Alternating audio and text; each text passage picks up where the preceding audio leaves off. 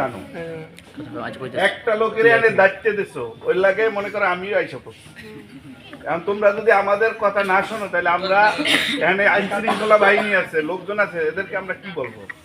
তবে তোমাদের দায়িত্ব, তোমাদেরই নিজ দায়িত্বে এই মালটু 2 দিন লাগুক আর 3 দিন লাগুক আর 1 সপ্তাহ লাগুক, ওইটা তোমাদের দায়িত্ব আমি মনে করি কইরা দিয়া দেওয়া উচিত, একান্ত ফরজ এই কাজ। কারণ রিজিকের মালিক আল্লাহ। তুমি এই বড় আশা করি আরে মনে কষ্ট দিয়ে যাই বা তোমার এই আশাটা পূর্ণ নাও হইতে পারে। তাইলে আমি আশা করি তোমাদের মনে যদি কারো ক্ষোভ বা কষ্ট থাকে ওইটা থাকবে না, শেষ ফিনিশিং, শেষ বালাদার সব বালাদার। ওদিনকার যদি তোমাদের সামনে মালিক আইসা হাসি খুশি মনে তোমাদেরকে বিদায় দেয়, তোমাদেরও ভালো ভালো হবে। এমন আছে ইনকেস তোমরা গার্মেন্টস যদি চালায় তাহলে তো লোক লাগবে, সে তো এখন পর্যন্ত কিন্তু তোমাদের কয় নাই যে তোমাদেরকে আমি নিয়োগ দেব না। সে কিন্তু এখনো বলছে ওরা যদি আমার এ জায়গায় আসে আমি ওদেরকে নেব, আর যে না যাবে সে তো আর নিতে পারবে না।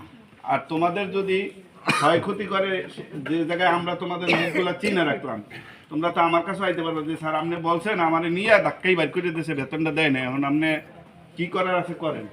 তখন তো আমি যাইয়া কইতে পারবো মিয়া আপনি কাজটা ভালো করেন না নাকি। চিন্তা করে দাও, আমি যে কথাটা বলছি এটা তোমাদের মতন আমিও চাকরি করছি, 930 টাকায় আরম্ভ করি, আল্লাহ দিলে এখন কোটি টাকারই আল্লাহ বানাইছে, মানে তা আল্লাহর হাতে সবকিছু।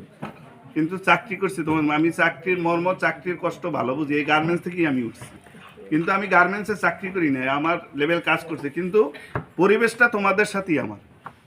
বড় যেই কয়টা কোম্পানিতে কাজ করি আমার দাওয়াত দেয়, কয় আপনি যদি না জান কিন্তু সমস্যা হইব, আর নাহলে আপনার ডোনেশন দেওয়া লাগবে। কত? 50,000, 1 লাখ ডোনেশন প্রত্যেক বছরই দিই, যার যার কাজ করি। তোমাদের দ্বারাই আমাদের সব কিছু, আর আমাদের দ্বারাই তোমাদের সব কিছু।